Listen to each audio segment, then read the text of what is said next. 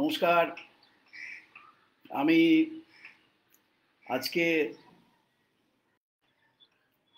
2024 সালের জুন মাসের 3 তারিখ কলকাতা থেকে এই অনুষ্ঠান করছি। সবাইকে নমস্কার জানাচ্ছি, আদাব জানাচ্ছি, শুভেচ্ছা জানাচ্ছি। আশা করি আপনারা সবাই ভালো আছেন। কালকে এখানে ভারতের লোকসভার নির্বাচনের ফলাফল ঘোষিত হবে, তার জন্য আমরা সবাই অধীর আগ্রহে অপেক্ষা করছি। এই মুহূর্তে আমাকে অনেকেই বহুবার বলেছেন যে আপনি তো দীর্ঘকাল ধরে আমেরিকায় আছেন এবং আমেরিকায় দীর্ঘ সময় ধরে অধ্যাপনা করেছেন, রাজনীতির সঙ্গে যুক্ত থেকেছেন, শ্রমিক আন্দোলনে অংশগ্রহণ করেছেন, তাদের পড়িয়েছেন কলেজে। আপনি আমেরিকার ভোটের যে নিয়ম, সিস্টেম, তার সঙ্গে আপনি আমাদের দেশের যে ভারতের যে ভোটের সিস্টেম, সেটা নিয়ে আপনি একটু আলোচনা করুন, কারণ আমরা আমেরিকার ভোটের সিস্টেম সম্পর্কে তত ভালো জানি না। তো সেই জন্য আজকে এই ভোটের ফলাফল ঘোষণা করার আগে এই আলোচনাটা করছি। আশা করি আপনারা শুনবেন, বোঝার চেষ্টা করবেন, কোনো প্রশ্ন থাকলে প্রশ্ন করবেন, কমেন্ট বক্সে প্রশ্ন করতে পারেন, অথবা পরেও আমাকে জিজ্ঞেস করতে পারেন মেসেজ বক্সে গিয়ে ফেসবুকে। আর ইউটিউবে আমি আমার সমস্ত আলোচনা, সমস্ত ইংরেজি ক্লাস আলাদা আলাদা ফোল্ডারে আমি সেভ করে রাখি।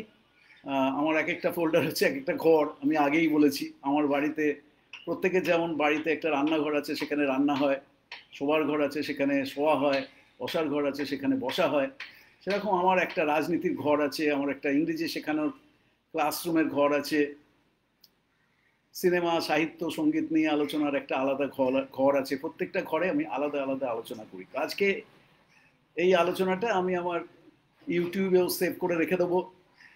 আমার ডক্টর পার্থ ব্যানার্জি NYC, আমি আগেও অনেকবার বলেছি, আমার যে ইউটিউব চ্যানেল, বা আমার নাম দিয়ে সার্চ করলেই, পার্থ ব্যানার্জি দিয়ে করলেই 2-3জন পার্থ ব্যানার্জি চলে আসবে, তার মধ্যে আমাকে চিনে নিতে কোনো অসুবিধা হবে না।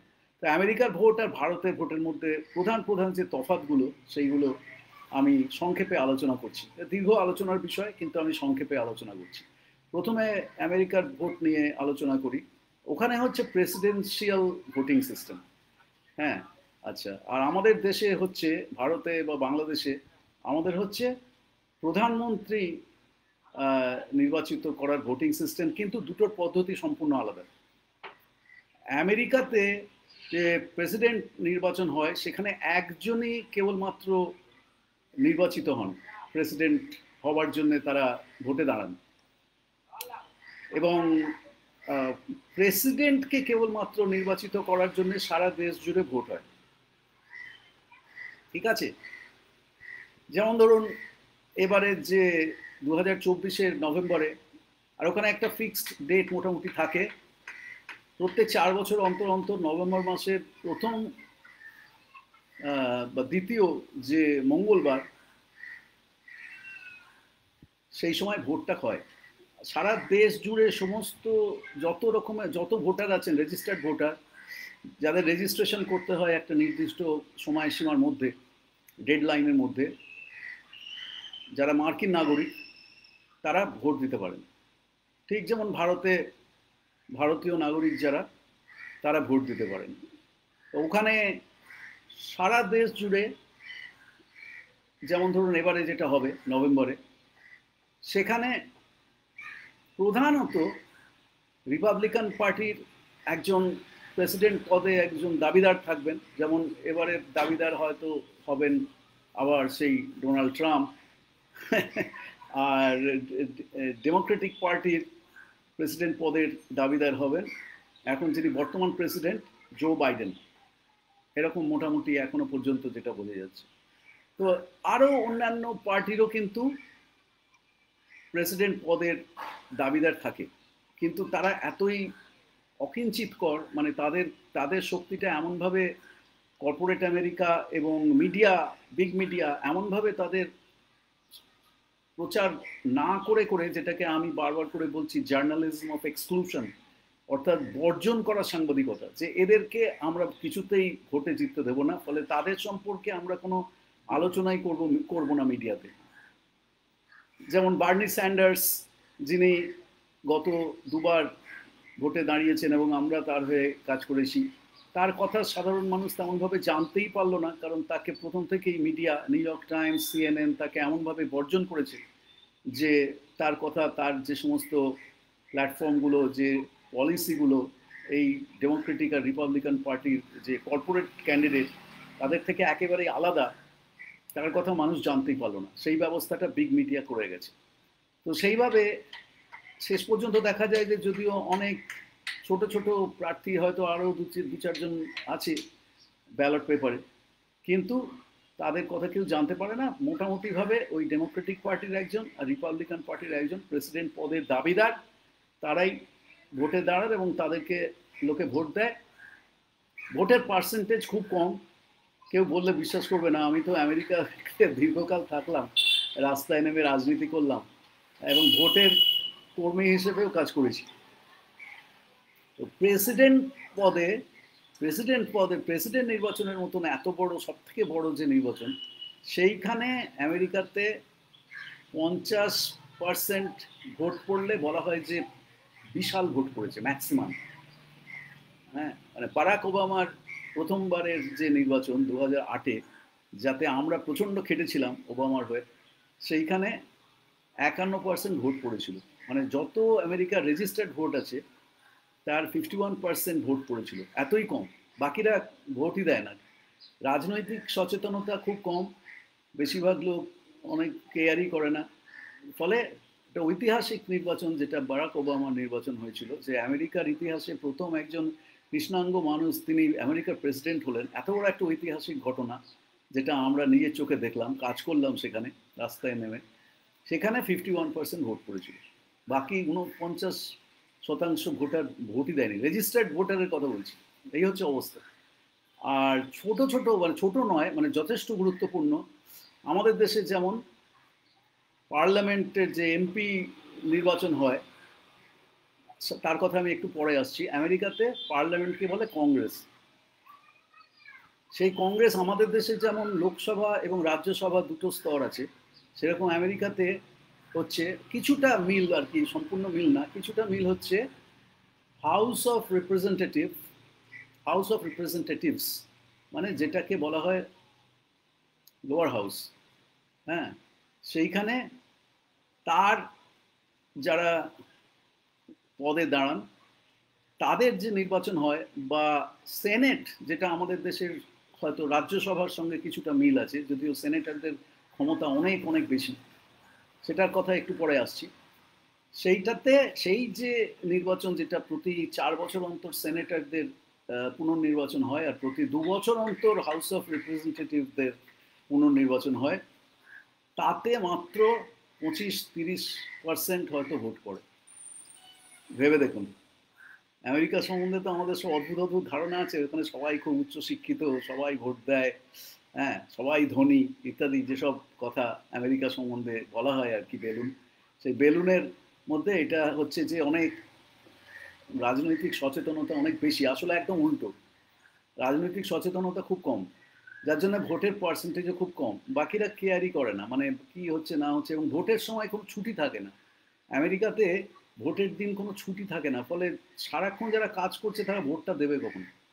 যদিও সকাল 7টা থেকে হয়তো রাত্রি 9টা পর্যন্ত ভোট কেন্দ্র খোলা আছে, কিন্তু যারা সর্বক্ষণ কাজ করে যাচ্ছে, 2-3টে কাজ করে যাচ্ছে জীবিকা নির্বাহের জন্য, তারা ভোটটা দেবে কখন? ফলে ভোটটা যে একটা খুব গুরুত্বপূর্ণ একটা ব্যাপার, এবং তাতে যে সমস্ত নাগরিকের অংশগ্রহণ করাটাকে উৎসাহিত করা উচিত, সেই দায়টাই আমেরিকার কর্পোরেট জগতের বা বাণিজ্য জগতের নেই।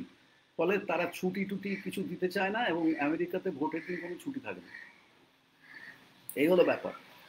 এবং রাজনৈতিক সচেতনতা খুব কম, ফলে একেবারে 25-30% ভোট পড়ে ওই হাউস অফ রিপ্রেজেন্টেটিভ বা সেনেটরদের নির্বাচনে। সারা দেশে আমেরিকাতে 50টা স্টেট আছে, 50টা রাজ্য, New York, New Jersey, California, Florida, Massachusetts, Pennsylvania, Texas, Arizona, Colorado, 50টা স্টেট আছে। হাওয়াই হচ্ছে আমেরিকার আরেকটা স্টেট, লাস্ট 50তম স্টেট। তো এই 50টা স্টেটের প্রত্যেকটা স্টেট থেকে দুজন দুজন করে সেনেটর নির্বাচিত হয়। বিরাট ক্ষমতা তাদের। মুশকিল হচ্ছে যে নিউ ইয়র্ক বা ক্যালিফোর্নিয়ার মতন এত বড়, বা টেক্সাসের মতন এত বিশাল রাজ্যেও দুজন সেনেটর, আবার ছোট ছোট যে সমস্ত রাজ্যগুলো আছে, ম্যাসাচুসেটস বা ভারমন্ট, এই যে একদম, সেগুলোতেও দুজন সেনেটর। হ্যাঁ, প্রাচীন একটা পদ্ধতিতে সে চলছে, কোনো পরিবর্তন হয় না।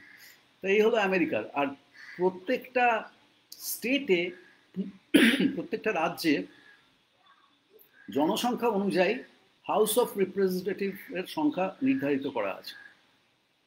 নিউ ইয়র্ক খুব বড় রাজ্য, সেখানে এদেরকে বলে কংগ্রেস মেম্বার, কংগ্রেসম্যান বা কংগ্রেস ওম্যান, এদেরকে বলে কংগ্রেস মেম্বার। তো লোক সংখ্যা অনুযায়ী, জনসংখ্যা অনুযায়ী প্রত্যেকটা রাজ্যে নির্ধারিত করা আছে যে কতজন হাউসের রিপ্রেজেন্টেটিভস অফ দ্য হাউস মানে হচ্ছে পার্লামেন্ট, যেটাকে ওখানে বলে কংগ্রেস, সেটা নির্ধারিত করা আছে। নিউ ইয়র্কে বেশি, ক্যালিফোর্নিয়াতে আরও বেশি। ক্যালিফোর্নিয়া হচ্ছে আমেরিকার সবচাইতে বড় বিশালতম রাজ্য।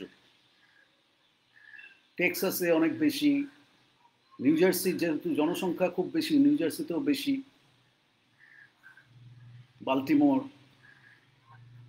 এসব জায়গাতে, ফ্লোরিডা, বিরাট রাজ্য, বেশি। আর ছোট ছোট রাজ্যগুলোতে হাউসের যে রিপ্রেজেন্টেটিভরা আছে, কংগ্রেস মেম্বার যাদেরকে বলে, কংগ্রেসম্যান বা কংগ্রেস ওম্যান, তাদের সংখ্যা কম। তো ওদের নির্বাচন আলাদা হয়, আর প্রেসিডেন্টের নির্বাচন আলাদা হয়। ঠিক আছে, এই হলো একটা তফাৎ। আর প্রেসিডেন্ট যখন নির্বাচিত হচ্ছে, কেবলমাত্র যেটা আগে বললাম, যে প্রেসিডেন্ট নির্বাচিত করার জন্যই লোকে ভোট দিচ্ছে। কিভাবে সেই নির্বাচনটা হয়? প্রথমে বিভিন্ন পার্টির তাদের প্রাইমারি নির্বাচন নিজের পার্টির মধ্যে হয়।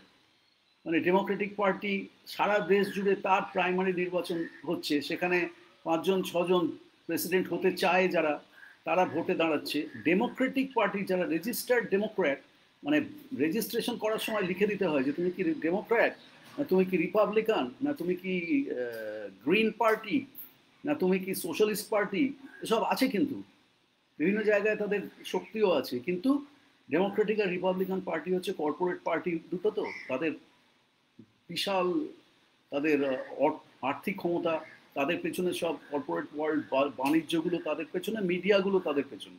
যেটা আগে বললাম যে অন্য পার্টিগুলোর কথা, অন্য প্ল্যাটফর্মগুলোর কথা লোকে জানতেই পারে না, ভোটটা দেবে কিসের ভিত্তিতে। তো এই হচ্ছে ব্যাপার, ওরা কুক্ষিগত করে রেখেছে দুটো পার্টি। এবারে প্রাইমারি নির্বাচনে যে 5জন 6জন দাঁড়িয়েছে ডেমোক্রেটিক পার্টি, তাদের মধ্যে বিতর্ক হয়, ডিবেট হয়, পাবলিক ডিবেট, এবং শেষ পর্যন্ত লোকে তাদের হয়ে, ডেমোক্রেটিক পার্টির যারা রেজিস্টার্ড ভোটার, তারা নিজের পার্টির যে ক্যান্ডিডেটকে তারা শ্রেষ্ঠ বলে মনে করে, যে এই ব্যক্তি, পুরুষ অথবা নারী, তিনি প্রেসিডেন্ট পদের জন্য সবচাইতে বেশি যোগ্যতম, তাকে ভোট দিল। এইবারে তার প্রত্যেক স্টেট থেকে ডেলিগেট তারা অর্জন করছে। আইওয়াতে জিতলো, ইলিনয় জিতলো, কলোরাডোতে জিতলো, সব স্টেটগুলো একটা একটা করে হচ্ছে, সেখানে জিততে জিততে আসছে, এবং তারা ডেলিগেটের সংখ্যা বাড়ছে তাদের। এরকম করতে করতে দেখা যায় যে মাঝপথেই বেশিরভাগ ক্যান্ডিডেট ছেড়ে দিয়ে চলে যায়, কারণ তারা বুঝতে পারে যে তাদের জন্য যথেষ্ট পপুলারিটি নেই, সাপোর্ট নেই, এবং ডেলিগেট সংখ্যা তারা আর বাড়াতে পারবে না। তখন তারা ছেড়ে দিয়ে চলে যায়। তারা বলে যে আমি ছেড়ে দিলাম, বা কেউ বলে যে আমি অমুক প্রার্থীকে, আমার পার্টির অমুক প্রার্থীকে আমি সাপোর্ট দিচ্ছি, বলে হয়ে গেল।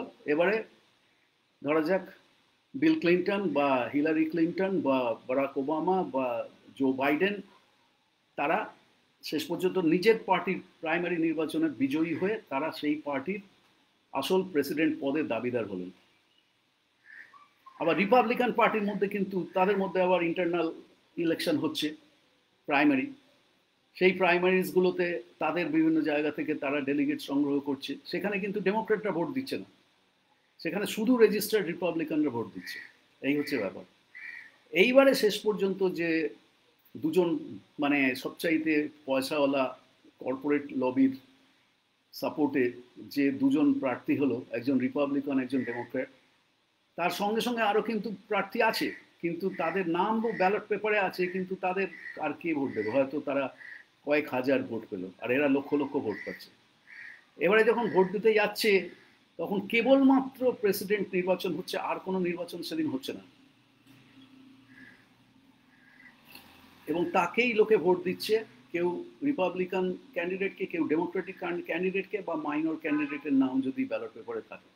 এবার ব্যালট পেপারটা হচ্ছে একটা ইলেকট্রনিক টাইপের ব্যালট পেপার, মানে তারা একটা লম্বা একটা ফর্ম আছে, সেই ফর্মে বিভিন্ন ক্যান্ডিডেটের নাম লেখা আছে, তাদের পাশে একটা শূন্য একটা মানে বাবল আছে, বাবল মানে হচ্ছে একটা মানে কি বলবো, একটা ডিম্বাকার একটা বৃত্ত, একটা বিশেষ পেন তোমাকে দেবে ওই নির্বাচনী কেন্দ্রে, যখন তুমি তোমার নাম বলবে, ঠিকানা বলবে, তখন ওরা ভোটের যারা কর্মী তারা তোমার নাম মিলিয়ে বলবে যে ঠিক আছে, এই না তোমার আইডি দেখি, বা তোমার ভোটের যে কাগজ পেয়েছো সরকারের কাছ থেকে সেইটা দেখি, দেখে ঠিক এখানকার মতোই মিলিয়ে বলবে যে ঠিক আছে তুমি এবার অমুক ওইখানে একটা হয়তো স্কুল বিল্ডিংয়ের মধ্যে একটা হল ঘরে 25টা বা 15টা মেশিন রাখা আছে, সেইখানে একটা এখানকার মতো মানে ঢাকা দেওয়া আছে সামনেটা, যাতে কেউ দেখতে না পায়, তুমি কাকে একটা গোপনীয়তা থাকে। এবার তুমি ওই বিশেষ পেনটা দিয়ে তুমি তোমার ক্যান্ডিডেটের যে পাশে যে বৃত্তটা আছে সেটা ভরাট করে দিলে পুরো কালো।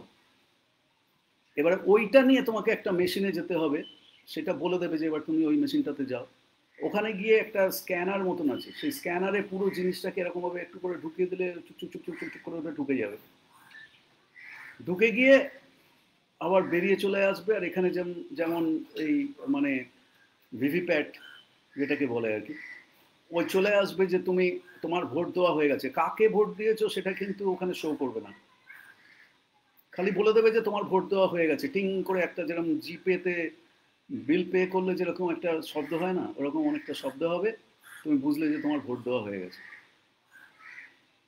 তুমি বেরিয়ে চলে গেলে। যাওয়ার সময় তোমাকে ওই বাইরে যে বসে আছে সে স্টিকার নিয়ে বসে আছে আই ভোটেড, তুমি সেই স্টিকার নিতেও পারো নাও নিতে পারো, লাগিয়ে রেখে দিলে সবাই দেখলো যে তুমি ভোট দিয়েছো আজকে। কিন্তু লোক সংখ্যা মানে জনসংখ্যার অনুপাতে ভোটার কতজন ভোট দিল তার শতাংশ খুব কম। এ হলো আমেরিকার ভোট। আমাদের দেশে তফাৎটা হচ্ছে প্রধান, হচ্ছে আমাদের দেশে কিন্তু প্রধানমন্ত্রী হওয়ার জন্য কেউ দাঁড়িয়েছে বলে তাকে ভোট দেয় না, যদিও ওই মোদিকে দেখে সেটা বোঝার উপায় নেই, মনে হচ্ছে যেন উনি সর্বেসর্বা, যেন একজন রাজা, তাকে ভোট দিচ্ছে, কিন্তু আসলে তো তা নয়। আমরা কেউ বিজেপিকে ভোট দিচ্ছি, কেউ আমরা সিপিএমকে ভোট দিচ্ছি, কেউ তৃণমূলকে ভোট দিচ্ছি, কেউ কংগ্রেসকে ভোট দিচ্ছি, কেউ আপকে ভোট দিচ্ছি, দক্ষিণে সাউথে ডিএমকে এডিএমকে ভোট দিচ্ছি, এক এক জায়গায় এক একজনকে ভোট দিচ্ছি, আমরা কিন্তু কোনো প্রধানমন্ত্রীকে ভোট দিচ্ছি না। আমাদের সংবিধান এবং ভোটিং সিস্টেম একেবারেই আলাদা। আমরা একটা পার্টিকে ভোট দিচ্ছি, আমাদের নির্বাচিত যে পার্টিকে বা যে সেই পার্টির যে প্রার্থীকে আমরা মনে করি যে আমি তাকে ভোট দিতে চাই, আমরা তাকে ভোট দিচ্ছি। নরেন্দ্র মোদীকে বেনারসের লোকে ভোট দিচ্ছে বেনারসের নির্বাচনী লোকসভা কেন্দ্রে, আর কোথাও নরেন্দ্র মোদীকে ভোট দিচ্ছে না তো। এই তফাৎটা বুঝতে হবে। আমি আমি বেনারসের আমি একজন ভোটার, আমার নাম আছে রেজিস্টার্ড ভোটার হিসেবে, কোন পার্টির আমি বলার দরকার নেই আমেরিকার মতন, আর কোনো প্রাইমারিও হচ্ছে না। আমি ভোটের দিন যাচ্ছি, আমি ভোটের দিন গিয়ে আমি নরেন্দ্র মোদীকে পছন্দ করি, আমি নরেন্দ্র মোদীকে বিজেপির পদ্ম ফুলে আমি ভোট দিয়ে চলে এলাম, এইখানেই নরেন্দ্র মোদী তার শেষ দায়িত্ব। ওই ওই জায়গায় তিনি সারা দেশ ঘুরে ঘুরে প্রচার করছেন না কি করছেন সেটা সম্পূর্ণ আলাদা কথা, কিন্তু তাকে সারা দেশের লোক ভোট দিচ্ছে না, সাংবিধানিকভাবে জোর জবরদস্তি করে চাপিয়ে দিচ্ছে, সেটা আলাদা জিনিস। বা আমি এখানে আমি উত্তর কলকাতায় আমি কংগ্রেসের প্রদীপ ভট্টাচার্যকে ভোট দিচ্ছি। আমি ঠিক করলাম যে আমি প্রদীপ ভট্টাচার্যকে ভোট দেবো।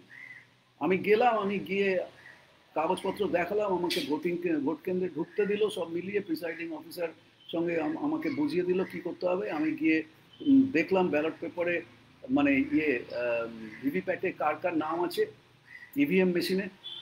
আমি কংগ্রেসের হাত চিহ্নে আমি প্রদীপ ভট্টাচার্যের নাম দেখে আমি সেইখানে টিপে আমি 7 সেকেন্ড ধরে থাকলাম, টিং করে শব্দ হলো, সামনে দেখালো ভোট দেওয়া হয়ে গেছে অমুক প্রার্থীকে, আমি বেরিয়ে চলে এলাম।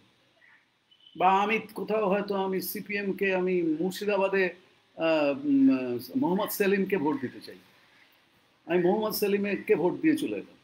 আমি অমুক জায়গায় তৃণমূলকে ভোট দিতে চাই, আমি তৃণমূলের প্রার্থীকে ভোট দিয়ে চলে এলাম। এইবারে যারা নির্বাচিত হলো 543টা লোকসভা আসনে, তাদের মধ্যে যাদের সংখ্যাগরিষ্ঠতা হলো, যে কোয়ালিশনের, ইন্ডিয়া কোয়ালিশন হোক বা এনডিএ কোয়ালিশন হোক, যাদের সংখ্যাগরিষ্ঠতা হলো, রাষ্ট্রপতি তাদেরকে ডাকলেন যে তোমাদের আমি সরকার গঠন করতে আহ্বান জানাচ্ছি। এইবারে তারা সরকার গঠন করার জন্য একটা মিটিং করলো তাদের নিজেদের মধ্যে। তাদেরকে বলে, যারা আর কি জিতেছে, নির্বাচিত সাংসদ পুরুষ মহিলা, তারা নিজেদের মধ্যে মিটিং করে ঠিক করলেন যে আমাদের পার্টির থেকে অমুক নেতা বা নেত্রীকে আমরা প্রধানমন্ত্রী পদের জন্য আমরা মনোনীত করলাম। তখন রাষ্ট্রপতি তাকে প্রধানমন্ত্রী পদের মনোনয়ন দিলেন এবং তাকে ডাকলেন যে তুমি সরকার গঠন করো। আগে থেকে ঠিক করা নেই যে কে প্রধানমন্ত্রী হবে, তার জন্য আমরা সারা দেশ জুড়ে তাকে আমরা ভোট দিচ্ছি, সাংবিধানিকভাবে তা হচ্ছে না। এখানে হচ্ছে আমেরিকার প্রেসিডেন্ট সিস্টেমের সঙ্গে এখানকার সিস্টেমের তফাৎ, বা বাংলাদেশের সিস্টেমের তফাৎ, পাকিস্তানের সিস্টেমের তফাৎ। আমাদের সিস্টেমগুলো হচ্ছে ব্রিটিশ সিস্টেম, ব্রিটেনেও এরকমভাবে হয়। আমরা কোনো রাজাকে নির্বাচন করার জন্য ভোট দিচ্ছি না, আমরা কোনো প্রেসিডেন্টকে নির্বাচন করার জন্য আমরা তাকে একচ্ছত্র অধিপতি, তিনি প্রেসিডেন্ট হবেন, তিনি প্রধানমন্ত্রী হবেন, তার জন্য আমরা ভারতে বা বাংলাদেশে আমরা ভোটটা দিচ্ছি না। আর আমাদের এখানে প্রাইমারি নির্বাচনও হচ্ছে না, এবং এখানে অনেক বেশি লোক ভোট দিচ্ছে কারণ এখানে রাজনৈতিক সচেতনতা অনেক বেশি। এবারে সারা ভারতের লোকসভা নির্বাচনে অপেক্ষাকৃত ভোট অনেক কম পড়েছে। তার কারণ কি আমি জানি না, এক একজন সমাজবিজ্ঞানী এক এক রকম কথা বলছেন। কারণ যাই হোক না কেন, ভোট অনেক কম পড়া সত্ত্বেও সারা ভারতে যত লোকসভায় যত ভোট পড়েছে সেটা প্রায় 65 থেকে 70%। আগে আরও বেশি পড়তো, এবার একটু কম পড়েছে। পশ্চিমবাংলায় একটু বেশি পড়েছে। পশ্চিমবাংলায় সারা দেশের মধ্যে, ভারতের মধ্যে সবচাইতে বেশি ভোটের শতাংশ,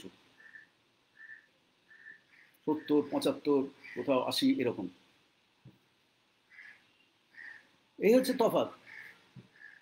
আমেরিকাতে যখন কংগ্রেস মেম্বারদের নির্বাচন হচ্ছে, হাউসের রিপ্রেজেন্টেটিভদের, কংগ্রেস মেম্বারদের প্রতি 2 বছর অন্তর অন্তর, কংগ্রেস মেম্বার না, হাউস অফ রিপ্রেজেন্টেটিভস, HR, মানে যারা যারা হচ্ছে আমাদের দেশের মতো লোকসভা ধরুন, তাদের নির্বাচনে ওখানে ওই যে বললাম না 25-30% ভোট পড়ে না। অদ্ভুত ব্যাপার। আরও যে সমস্ত নির্বাচন হয়, রাজ্য স্তরের নির্বাচন, রাজ্যের যিনি প্রধান অ্যাডমিনিস্ট্রেটিভ প্রধান তাকে বলা হয় গভর্নর। ওখানে মুখ্যমন্ত্রী বলে কিছু নেই। আমাদের দেশে মুখ্যমন্ত্রী কিভাবে হয়?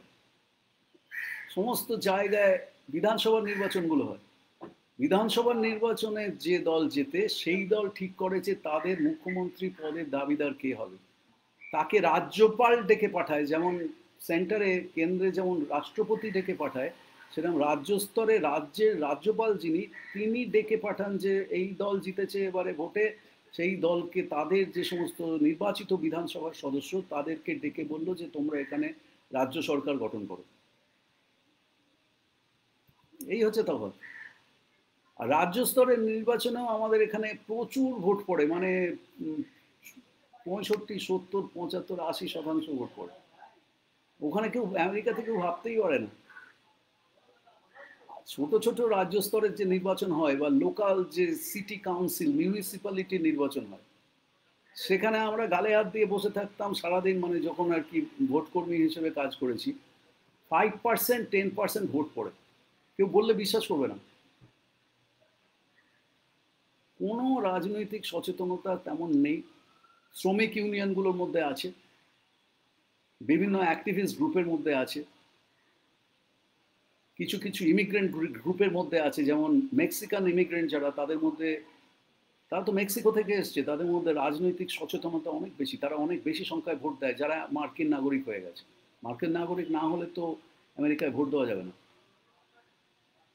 যারা পার্মানেন্ট রেসিডেন্ট, যাদেরকে বলা হয় গ্রিন কার্ড হোল্ডার, তারা সারা জীবন আমেরিকায় থাকতে পারে, কাজ করতে পারে, ব্যবসা করতে পারে, জমি কিনতে পারে, বাড়ি কিনতে পারে, সব কিছু করতে পারে, কিন্তু ভোটটা দিতে পারে না। ঠিক যেমন আমাদের এখানে ভারতে, ভারতের যারা নাগরিক, ভারতের পাসপোর্ট হোল্ডার, তারাই কেবলমাত্র ভারতে ভোট দিতে পারে। ওখানেও তাই, একই ব্যাপার।